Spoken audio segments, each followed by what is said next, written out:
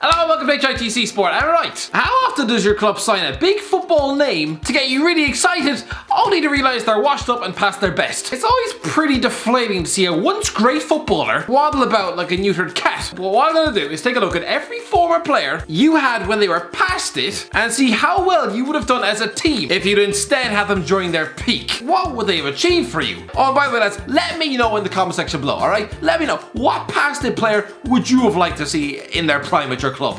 Anyway, let's crack on with it. Arsenal Sol Campbell Premier League title. Okay, it's fair to say the Notts County experience killed Sol Campbell's career dead. Because after spending 20 minutes in the company of League One peasants, playing in a stadium that largely smelt like a one-star nursing home, using a change room that probably looked like a crime scene, Campbell just seemed to lose all faith in the sport after that. So when he returned to Arsenal for less than 15 games, in 2010, he was a washed-up 36-year-old, only brought in to keep Mikkel Sylvester on the bench. But had they the fully fit, hungry version of Campbell, who was arguably the best defender in the world 5 years before that, he'd have shored up the defence and won them the league, because the Gunners finished off that season with 2 wins in their final 7 games, chucking 13 points in the bin against the likes of Wigan and Blackburn. Lads, if they'd had a peak Campbell, then no, their defence wouldn't have been torn to shreds by Charles and Zogbia. No, they wouldn't have been bullied out of town by a fat Jason Roberts. They'd have got the points and won the league in 2010, not Carlo Ancelotti's Chelsea. Aston Villa, Robert Pires qualified for Europa League. Okay, Aston Villa finished 9th in the Premier League in 2011. At the time, it was a bit of a letdown.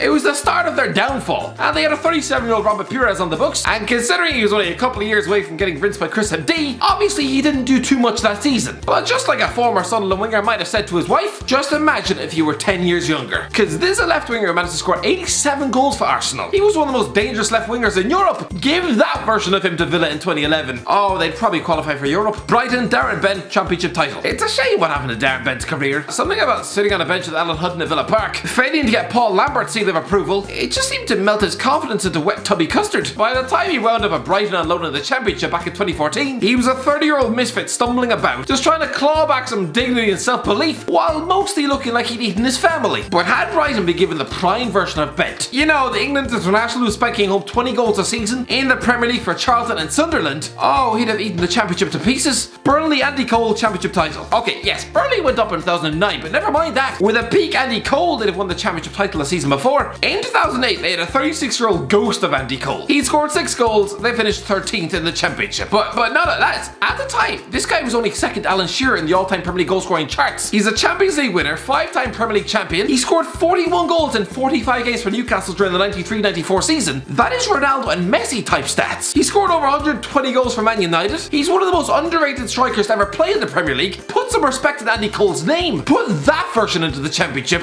He'd score between 50 and 60 a season. I'm not even joking. Chelsea Samuel Eto'o Premier League title. Okay, let's be honest. Frank Lampard would gladly sacrifice at least 3 toes and possibly one of his children if it meant he'd have access to a prime Thiago Silva. Chelsea are screaming out for some authority in their defence. So the Brazilian captain in his prime? Yes, please. But no, instead they've got a guy nearly as old as Piers Morgan. But even if they did have a world-class centre half, they probably still wouldn't have enough to win the league. So instead, let's go back to 2014 when Jose Mourinho stumbled his way into a title race. He played down Chelsea's chances all season, probably considering their youngest centre forward was Demba f***ing Ba. But even still, they only missed out on the title by 4 goddamn points, with a 33-year-old Samuel Eto'o contributing with less than 10 league goals. But had they the world-class version of Eto'o, who was arguably the most lethal striker in Europe, netting 30 goals a season for Barcelona and Inter Milan, winning back-to-back trebles, then lads, never mind the title relying on a Stevie G slip, Mourinho would have had this thing sewn up by Christmas. Crystal Palace BREDE HANGELAND FA Cup. Okay, had Crystal Palace been given BREDE HANGELAND in his prime, they'd have won the FA Cup. I know, it sounds like I've had a fall in the shower, but listen lads, this Norwegian centre-half was one of the most underrated defenders of the Premier League era. He lasted 6 years at Fulham, helped them reach a Europa League final, was often linked with Arsenal back in 2010, but by the time he'd been chucked out of Sellers Park in 2014, he was 33, had just been relegated, and struggled to get into Alan Pardew's team. But a fit and peak Hangeland,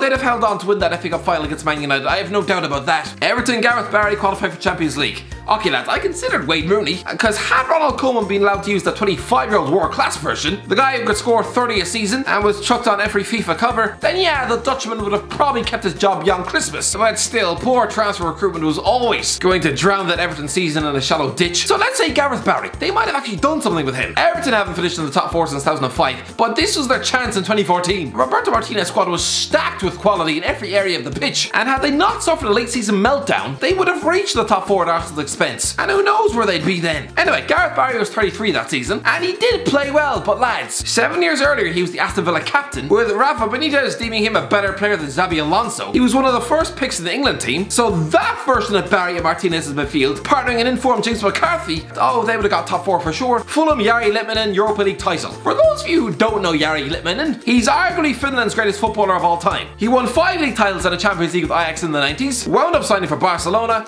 helped Liverpool win a treble, sort of, but by 2008 this forward was an injury-riddled mess. At 37, Litmanen joined Fulham in a relegation battle under Roy Hodgson, and he never actually played. But given that Ajax 90s version of Litmanen, oh lads, considering the recent Europa League final with Bobby Zamora stuffed up front, then with this Finnish goal machine, oh then Christ, they'd have probably won the goddamn thing. Leeds DEANE Championship title. You all know Brian Deane, scorer of the first ever Premier League goal, and currently the owner of a Kosovan team called Ferizaj. It sounds like a type of Lebanese sandwich. He was also recently manager of Sarpsborg. Again, that sounds like a type of cheap Polish beer, but lads, supposedly they're a team out the west coast of Norway. Any Sarpsborg fans here? No, I didn't think so. Anyway, Leeds United in financial meltdown, who were forced to sell their assets, were limply relegated from the Premier League in 2004. They began their first season back in the Championship, trying to drag in old men from the job centre queue. Deane was one of them, and considering he was 36th, way past his best, he was never going to do much in his second spell at Ellen Road. But don't forget, this man was an utter goal machine at Sheffield United, and during his first spell at Leeds in the 90s, he was a 20-goal-a-season Premier League striker. If they had that version of a fit and hungry young Deane, then never mind waiting 16 years for promotion, they'd have probably gone up in 2006 at the latest. Leicester NOBBY SOLANO Championship playoff title. NOBBY SOLANO was one of the most underrated wingers in the history of the Premier League. He was an integral part of Sir Bobby Robson's title-challenging Newcastle team. And yes, title-challenging Newcastle. I realise for the younger versions that's like trying to imagine a talking dog or Ryland Clark throwing a rugby ball. Well lads, that is what happened. Anyway, Solano signed for Leicester under Nigel Pearson in January 2010. He was 36, barely played, but considering they were only dumped out of the Championship playoffs that season, I'm convinced had they had prime Solano on that right wing, then yeah, they'd have gone up in 2010 instead of Blackpool. Liverpool Colo Torre Premier League title. Lads, this is tough. I am tempted to pick Robbie Fowler, who was the mid-2000s version of Ricky Lambert, i.e. an aging centre forward who'd probably try and deep fry his f***ing cereal if given half a chance. But listen, if Rafa Benitez had dragged in the 90s version of Fowler in 2006, then I'm sorry, there'd have been no need for Fernando Torres. A fit and hungry Fowler before the injuries, without a doubt you'd have gone on to win the Champions League in 2007, beating AC Milan and Carlo Ancelotti again. But no, I'm gonna go Colo Torre, because remember that title race in 2014? People point to the Stevie G slip, but in truth, it was Liverpool's shoddy, error-prone defence which ruined their ambitions and cost them the league. Let's not forget, Torre was 34, and he single-handedly chucked 2 points away at West Brom with a mindless back pass. You could never fully trust him to do his goddamn job in defence. But 10 years earlier, he had barely put a foot wrong for Arsenal. He was a virtual ever-present in defence for the Invincibles. He didn't lose a single game in 18 goddamn months. That top-class partner for Sol Campbell, that Ivorian beast of a defender, who back then was actually considered the better Torre brother, with that version of him, then yes, lads, Stevie G slip or not, Brendan Rodgers would be a Premier League winning manager. They'd have won the league by about 10 goddamn points. Man City, Patrick Vieira qualified for Champions League. Only one winner here, Patrick Vieira. Remember when, despite the big money takeover and chucking cash at anything with a pulse, Man City embarrassingly came in 5th in 2010, behind Harry Redknapp's Tottenham. It was a wet slap in the face for the ambitious City owners, but do you reckon that would have happened if Patrick Vieira wasn't 34 and on his last legs? This guy was a world champion, a 3-time Premier League winning Arsenal captain, a 3-time FA Cup winning Arsenal captain. Put a 25-year-old version of Vieira into Man City's midfield instead of Stephen in Ireland, then never mind finishing 5th, they'd have challenged for the goddamn league. Man United Michael Owen Premier League title. This is tough. I almost went with Henrik Larsson, because Man United signed a 36-year-old version of that Swedish legend in 2007, and he played less than 10 games. But the dreadlock Celtic version of him, oh, that would be unstoppable. But United still won the league that year, so they didn't really need him. Let's say Michael Owen instead. Sure, he wound up at Old Trafford with a beaten down body off the back of a demoralising relegation, and he was mostly out of his depth as Chelsea won the league and cup double that year. But was he instead the teenage Owen, scoring 20 goals a season for Liverpool in the late 90s, with his pace utterly terrifying every centre half on the planet? Honestly, some centre halves probably had sleepless nights facing him, but by 2009 he was about as easy to mark as a telephone box. But a young Owen would have replaced Ronaldo's goals at Old Trafford that year, and it will be them winning the league in 2010, not Chelsea. Newcastle Patrick Kluivert FA Cup. Patrick Kluivert shouldn't have been past his best at 28 years of age. No, he really shouldn't, but he was. As soon as this guy left Barcelona in 2004, he was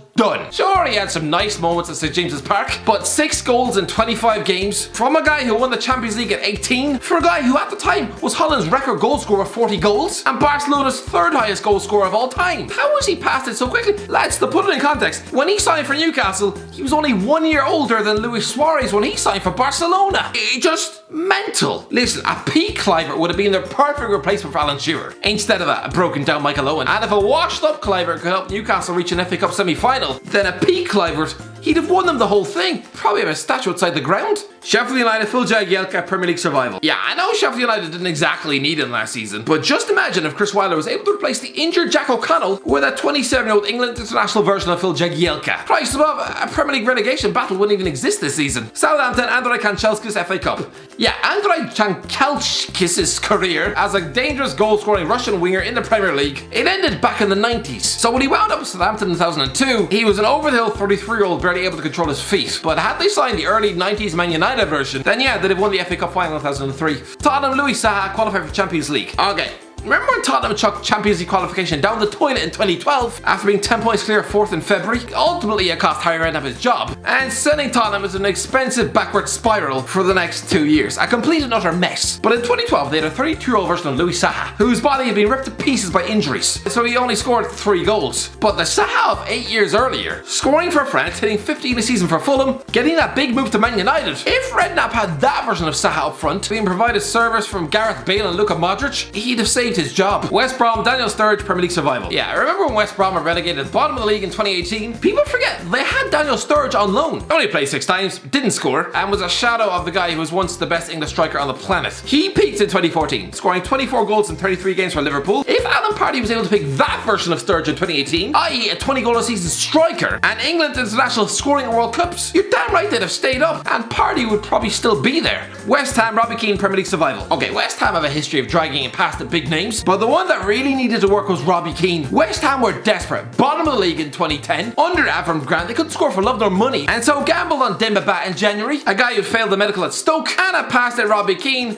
dragged in from the MLS retirement home on loan. Ba paid off with 7 goals in 13 games. Keane, though, didn't really do much. A 25-year-old Keane, though. You know, the guy scoring 20 goals a season at Spurs, striking up a world-class partnership with Berbatov, then Christ, a partnership with Demba Ba. It would have been lethal and might have actually kept them up. Wolves, Paul Ince, Premier League survival. Okay, this is obvious because Wolves were relegated from the Premier League in 2004. Yes, they finished bottom, but they're only 7 points clear of safety. If they'd replaced the old 36-year-old legs of Paul Ince in midfield with a version who was the England captain, playing for Man United, Inter Milan and Liverpool, then yeah, I think Wolves would have stayed up that year. Anyway, that's it. Let me know in the comments. Who do you think? What player would you have loved when, you know, in their prime? You get the concept. Let me know in the comments below. If you enjoyed the video, subscribe, and as always, I'll talk to you in a while.